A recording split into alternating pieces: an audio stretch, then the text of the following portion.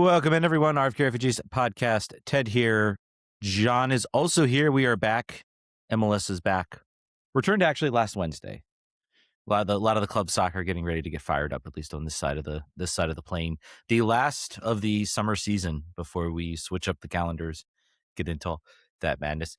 As I'm about ready to sneeze, so I need Jon to fill up the microphone. Talk while you sneeze. Yeah, go ahead and mute yourself. No, I think because you talk about it, you'll stop now. It went away. Maybe it'll come back. Post game jitters. But hey, Jon, how you doing, my friend? How have you been? It's been like a while. Great. It feels like forever. I'm so great. I had a long vacation in California, which was really, really, really nice, and enjoyed I think I went from I got on a plane. It was 102, and then I landed, and it was like 65. Which made my body snap in half. And I also did not have clothes for that because I forgot that it gets cold in the Bay Area at all times, no matter when. So, yeah, but it was a great trip. Can't complain at all. And I think the good thing about taking this break for the show is I have been like very excited for Wednesday. More excited than anyone should be for a DC United Houston Dynamo game, a midweek game in July. But that is where I'm at. That's my mind frame right now. What about you? How was I know you did the Patreon show. Yes, appreciate you getting the content out, but how have the last couple weeks been for you?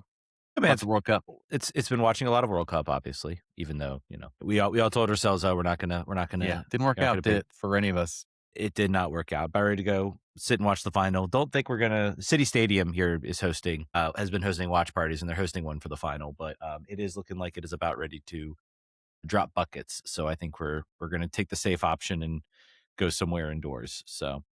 Nope, as we hear family members talking. Sorry, she was upstairs and then she wasn't. But yeah, no, it's been good. I've been resting up for the summer, ready to get back to DC. The Richmond Kickers have been playing throughout this break, and they have not been good. They have been certainly playing games for sure. The game soccer has been occurring for them. Their coach / director of soccer operations left, so things are bleak right now. Things are bleak. A 4-0 drubbing at the hands of your favorite team. Of Forward Madison, Jon's favorite team, because he just likes to annoy me. It's very nice. Karamoko, the legend of Forward Madison now. Did he score in that game? I wasn't even really paying attention. Not that game, the game before. I had to talk about too my Monterey Bay experience too. Do please. Loved it. All right, so I went. It was for the USL Cup, which I love that it exists. Is that still the Jägermeister Cup? Is that still the same thing? It's the Penix Tire Cup now. Jägermeister is no longer the sponsor. But it is the same thing. Yeah, it's the same thing. Exactly. Just making sure. So I went. I was in, like I said, I was in Monterey for a week, and I was like, I kind of want to see this. I'm just curious. I want to see what it. So they play on University of California, Monterey Bay, which is a pretty new college. They play on that campus. Tickets were more than I thought for a game of this division. So it was like $26 to get in per seat, and then parking was $25. And this was just in like a big. It's like I think it's purpose built for them. Their college soccer team might play there, but it's just in the middle of campus. I was saying when I was there, I was like, man, where this campus is located, if I went to this school, good luck getting me to ever go to class. Like you're right near the beach. Like it wouldn't happen for me. But it was very cool. Just the vibes were kind of interesting. They had a weird mascot that was just Kelpie, which is just like a large kelp forest that had stuff sticking on it, which I thought was great. The things I missed about, and you get this, I think, at probably a Kickers game, so you know what I'm talking about. Like there is a, I don't want to call it minor league soccer, but there is like a carelessness and like fun that can happen for casual fans that are witnessing soccer at this tier. It's not like necessarily as serious. Like there was this guy, and I already forget his name. He was playing right back for them. He was not their typical right back. They had done a huge squad rotation because it was the pinnacle USL Cup thing. And they just kept, like, every time he touched the ball, they went insane. Just because. Like, I think he actually played for the Kickers his first year. This guy, something Ritchie is his last name. Oh, Stuart Ritchie? Yeah. Yeah. So they were going bananas for him. And I was like, this is just fun. Like, they're not taking it too seriously. They gave up a 2-0 lead in like the last 5 minutes of the game. Sebastian Lletget was on the team. That was fun. Number 88, he played. I got a jersey. I was considering getting his name and number printed on it, and they were like, "Oh yeah, we'll mail it to you." And I was like, "Okay." And they're like, "Okay, just pay." I was like, "I didn't tell you where I live." I'm like, "Oh, we'll just let you know when it's done, and then you can figure it out afterwards." Like, I'm just gonna take the jersey now. Actually, I don't really need it.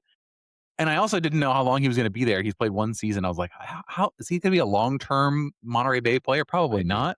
probably just keep it blank. Other things that were interesting, Fidel Barajas just joined them. So he's now on their team. He joined at halftime. I was in line to get the jersey at the time, so I missed his. He did like a introduction. You know how they always do a halftime introduction. Even at a place like Monterey Bay, where there's nothing really to go to afterwards. Everyone had left the stands. There was no one there. Apparently, it was just there was just like two people in the stands. He's like, "Yay, I'm here!" And then they would have gone to penalties, but they blew it in stoppage time. My daughter loved it, and I really want to. It doesn't. I've seen Loudon United games; those were not as fun. So it's not a universal thing at the USL Championship level that the vibes are good. But I had a really good time, and I would recommend if you're ever out there for some reason, go see them. I wanted to see the Oakland Roots. I missed them by a day. I wanted to go see Ryan Martin. Loudon United sucks now, by the way. I just checked in on them. It's like, wow, Ryan Martin left, and that team went to crap. Like they just fell apart. I don't know. Maybe you should have held on to Ryan Martin. I know Maybe they should have, or paid some money for players and stuff. I know I went to, I think I saw DC United play, or sorry, no, DC United, Richmond Kickers play Fort Wayne, and Jeremy Correa was like checked in on the roster. So can find those fun little nuggets for, I usually do, like, I watch a team like, okay, who's on this roster? And I like find people that, oh, hey, I remember him. I'm a nerd.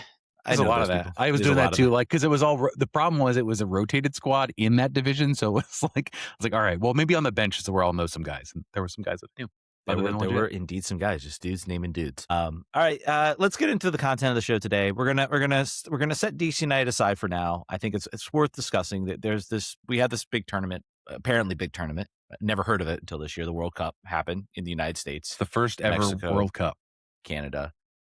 John, let's just, I want to, there's so many topics that we could like lose ourselves into. I don't want to get stuck into that. There is one topic I do want to discuss that I see a lot of discourse on that I think is worthy of discussion. But give me a topic related to this World Cup that you. My biggest one that I want to address is because we were real smart to stop podcasting basically during the World Cup because boy, is the attention on soccer never higher and like the international audience. So the one thing I want to address is it is called soccer. I don't care, British fans who somehow have gotten our reels put into your feed, Facebook. I don't care. Shut up. Find new things to complain about. Overall World Cup, I think I don't think we talked about at the beginning, is the World Cup effect thing still a thing? And will it change MLS? I do not think so. I think we have, as a soccer viewing audience, matured so much since 94.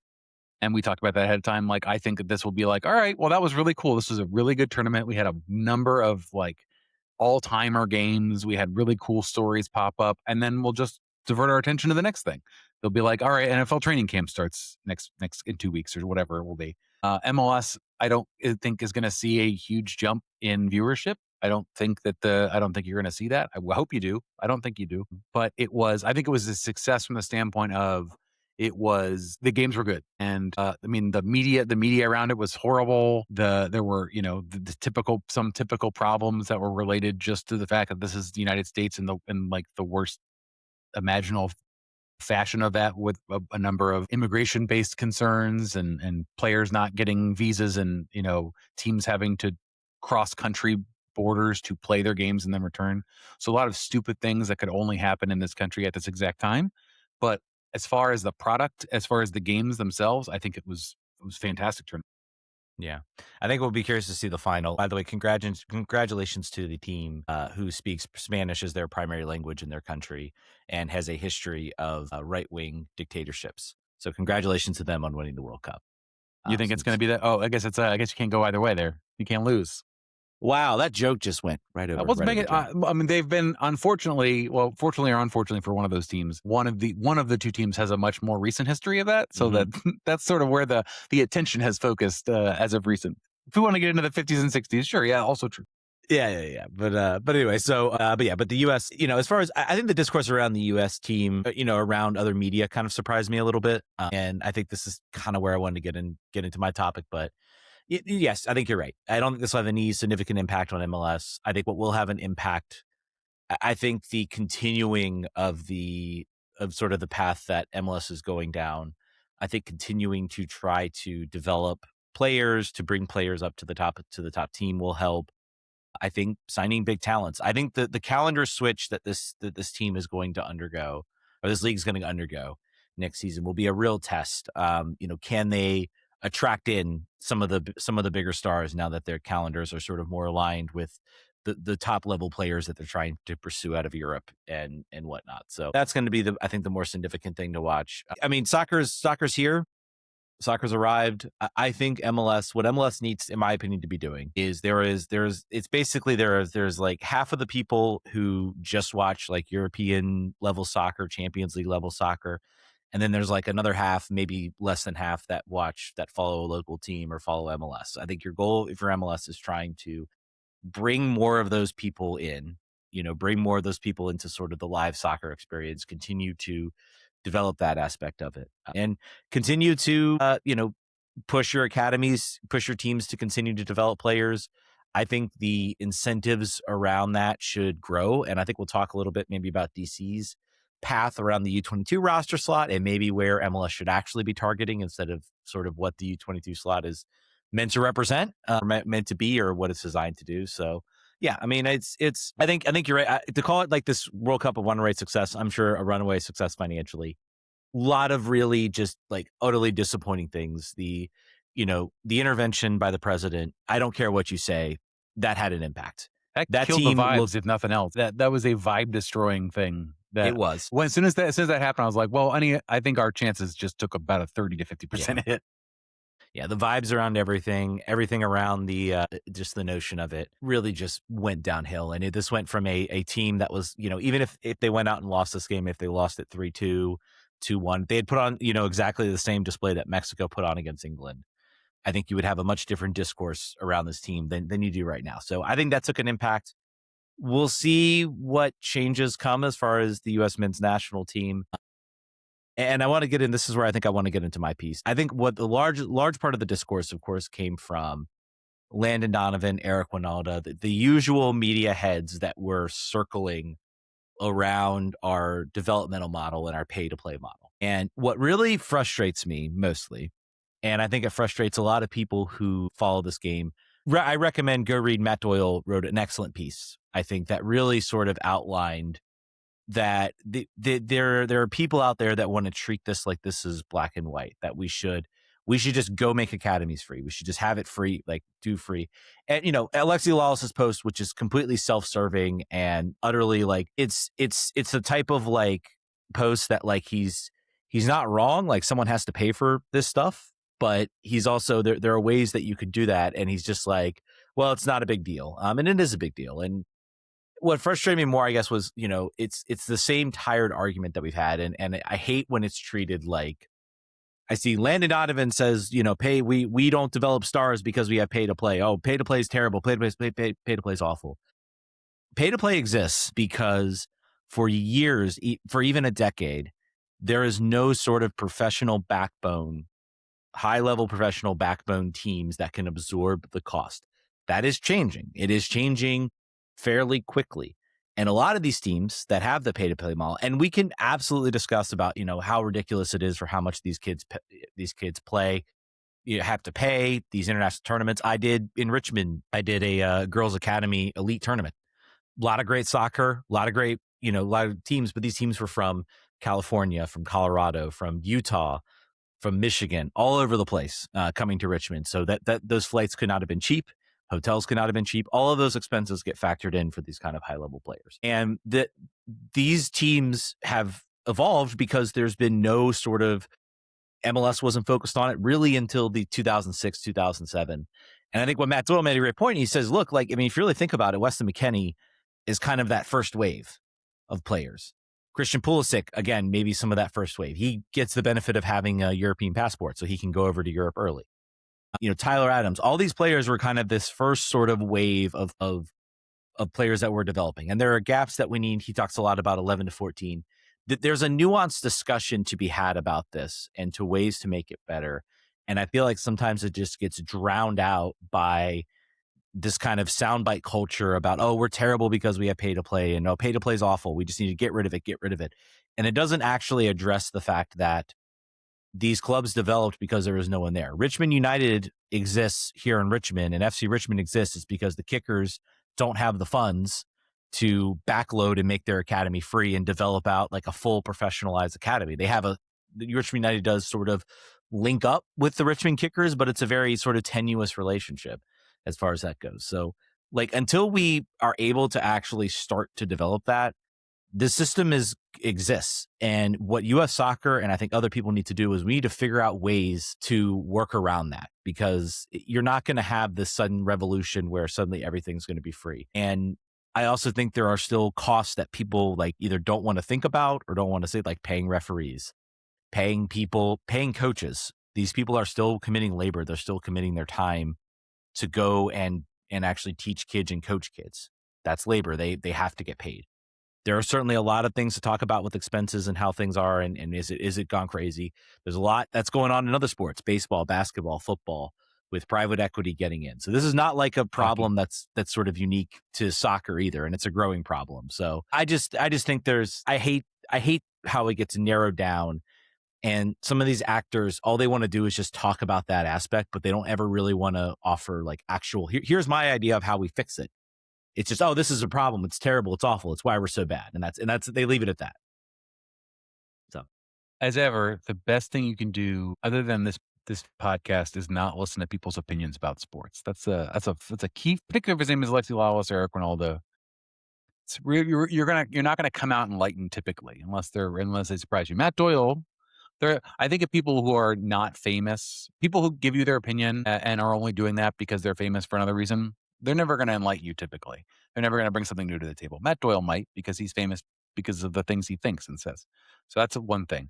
Two, I agree with you, Ted. I think the funny thing that America has to deal with, and this is another hackneyed point about LeBron James and et cetera, is that even if we had free academies, even if there was no financial friction between a player wanting to do this and then having access to high education, like the best things.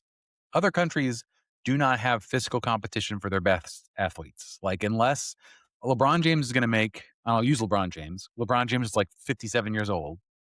He's going to make like $49 million this year to not play 82 games. And like, you would have to play in a half of a career or more than in MLS to make that money. So if you're a talented 13, 12, whatever year old, you have physical gifts, like even if those things were free, even if you had coaches beating down your door, like I will make you into an elite soccer player. You just got to give me 6 years of your life. I'll do it. And when you get out of that, you're going to go to MLS and you're going to make $2 million a year. This is the opportunity I give you.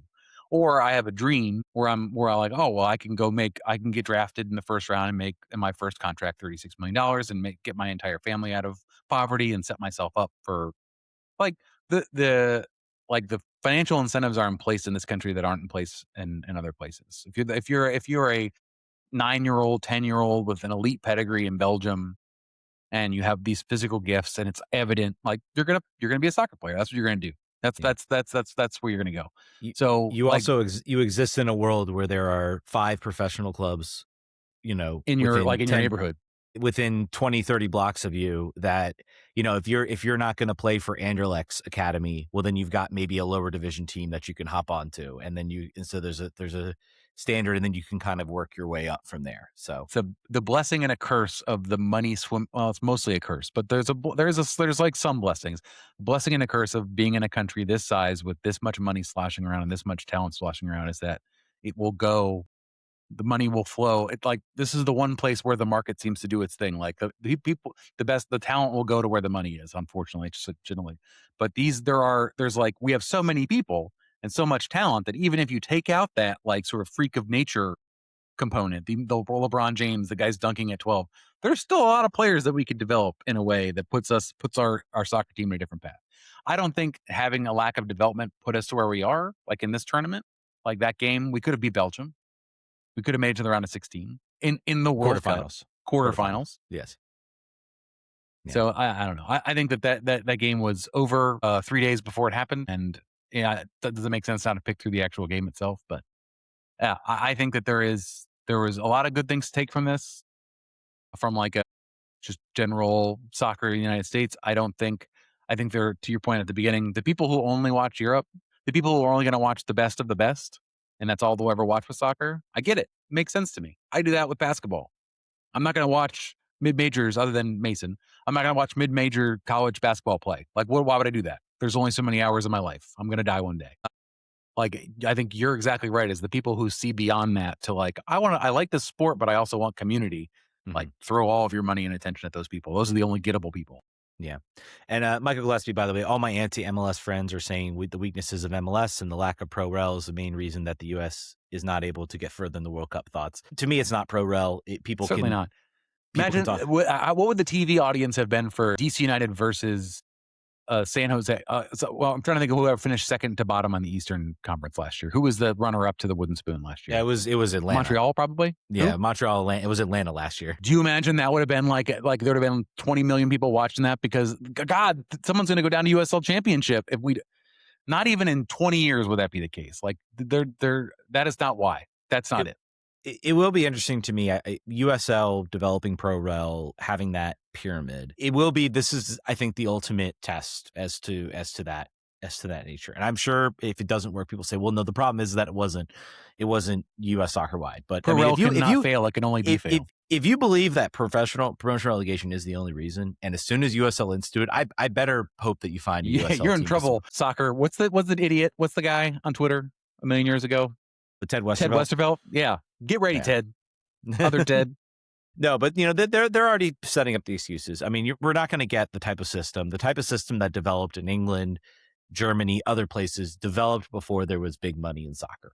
That's the rate of it. It's why I think pro rel in USL could work, because there aren't those huge financial incentives. Now, people also say, well, then there's no incentive to really go up.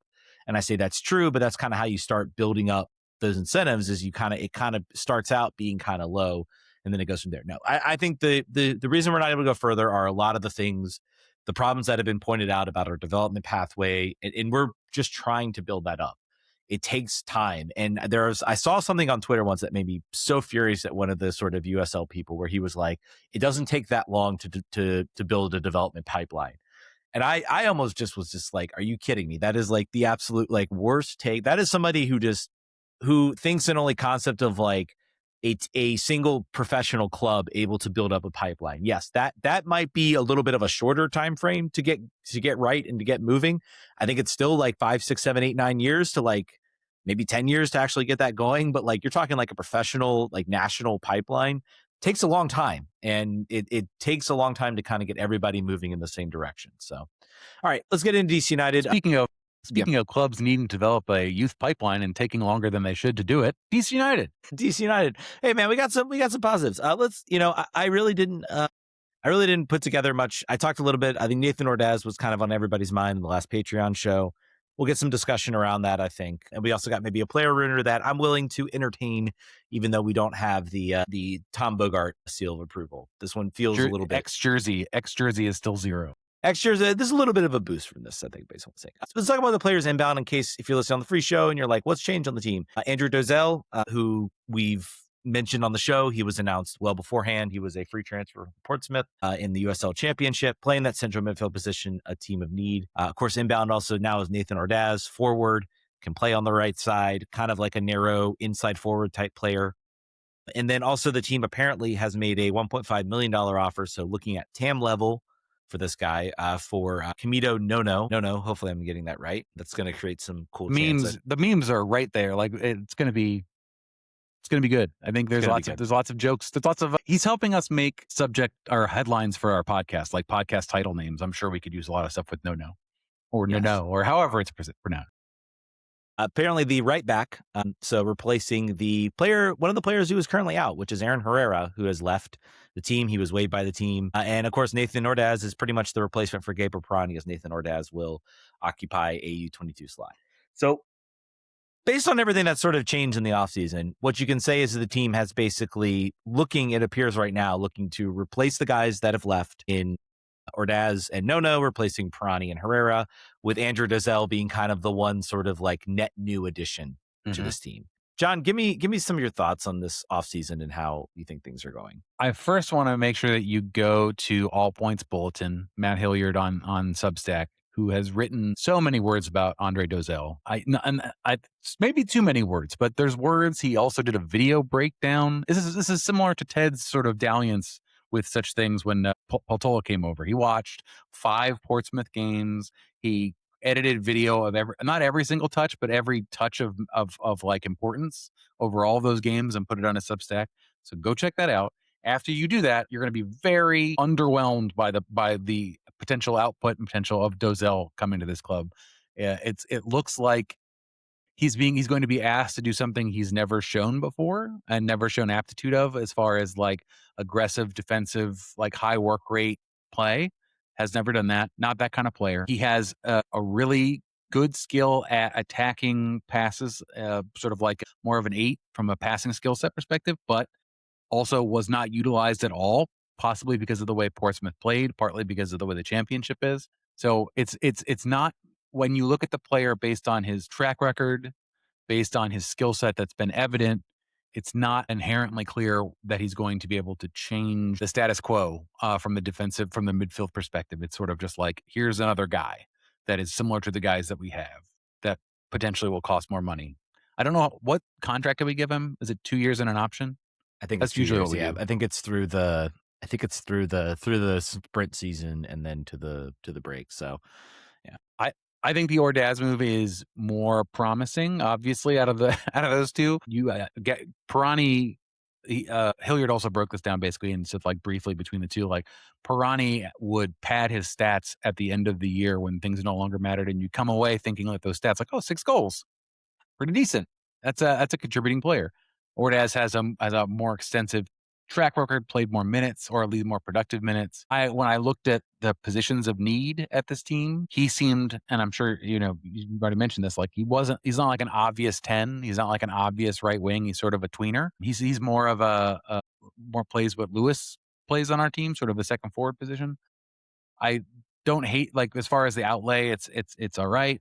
In the under 22 spot, it's fine. I think you said it on Blue Sky. It's like, yeah, maybe in a perfect world, we take these like lottery shots at under 22 players that we're going to sell for $20 million.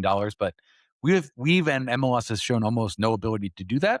So why not, let's use it on players that we know can contribute in MLS and move forward. And because I think we find ourselves at a place where the step to locking in a playoff spot is achievable with a few tweaks, like a few player tweaks or tactical flexibility when the games present themselves differently. I don't think we're no longer in danger of being completely inept based on the transitions that have happened this year. We still are multiple windows away from like really challenging and really, really being exciting. But I think as far as what we are right now, they got the players out that the coach refuses to play. Very important. They were never going to play again, clearly. And we could have done more if this rumored right back comes in and performs, a fraction of the way that our left back has done, then you got to be pleased. You got to be pleased. You shouldn't be like, all right, MLS championship, here we come, but you should be pleased. Yeah. I mean, I think the biggest thing is, and Slide Tackle 84 with the question, summer signings and rumors, cautiously optimistic or as effective as setting money on fire? I think you can say cautiously optimistic. I'll read the All Points Bulletin. I'd be curious to think, I do think this team, I'd be curious to see if the 8 position for Dozell could work, because I do feel like where this team struggled in sort of the offensive was sort of creating kind of a link between Peltola Agreed. and Cervania and the attacking play. So if Dozell can kind of hit those Matt's concern on that was Peltola does not have the speed necessarily to cover for 2 the way he's had the help, and that Dozell does not run off the ball necessarily. He's not a high effort guy. He's kind of like a walking around guy, like Messi basically, but except for not Messi. So that's he thought, like, from a skill set that worked, but it would just require more of Matty than he has been asked to do so far. And we'll see. We'll see kind of who plays out. I think it's definitely competition for Cervania at the very least. He was a free transfer, so he doesn't, I mean, as far as his cap hit, it's going to be his salary, which I think was fairly affordable from what I've gathered. So we'll no. Cervania's defensive stats also in this article, also better than you'd think. Yeah. It's kind of surprising. It's I mean, he had points in the year where you said that he is no longer the problem necessarily. He's not like the big red thumb sticking out like, what is this guy doing on MLS roster? Like his defensive stats at least are better than Dozell's stats were at Portsmouth. Yeah, I think the thing about, and I think the thing about Nathan Ordaz, having him as kind of that inside forward, I think this team, with the fact they're going after Camilo Nono, who, according to some people, this dude is like an offensive like powerhouse as far as on that right wing back position. it seems pretty clear they're using Karakawa and presumably no if he signs. Again, nothing confirmed there. That they want to play, they want to have their in-out plays on either the left or the right side, get narrow and try to link up, and then you have sort of supporting runs from your wing backs. That's kind of how they seem like they want to play. So I think the fact that Gazelle's not an out, Ordaz, the one concern is like Ordaz doesn't have good at receiving the ball, hasn't shown an ability to be sort of a chance creator. Chance creation is still the big question for this team. Can they be able to effectively chance create? Hopefully that would come. I was hopeful that would come with like a DP slot. I don't think it's going to do that. So is there still room to do that with the roster build now? You've got 3 under 22s and 2 DPs. The big thing is international slots. So presumably they signed no. The question then becomes, well, then what are you doing? Like you have to either trade for an international slot, which there are a set few that you could trade for.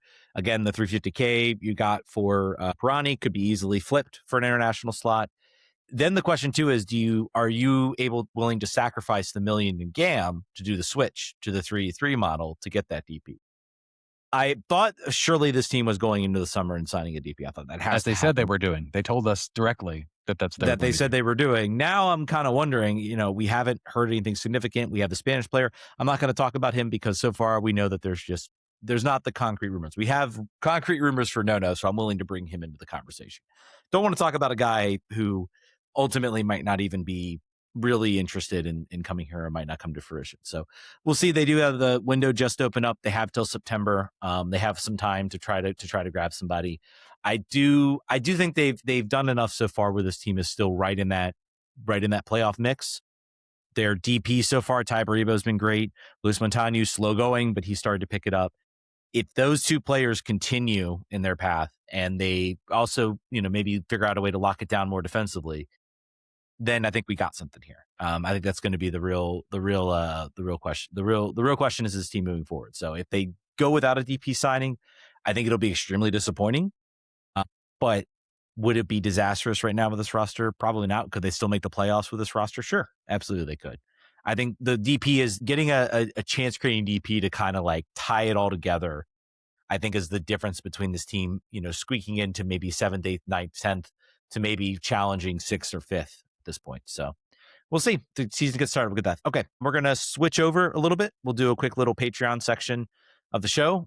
Maybe do a little Houston Dynamo preview. So for this show, we got stadium news to talk about. We got maybe some long-term stuff coming from our Patreon. So go listen to that. $5 tier gets you access to this to the bonus stuff on the show.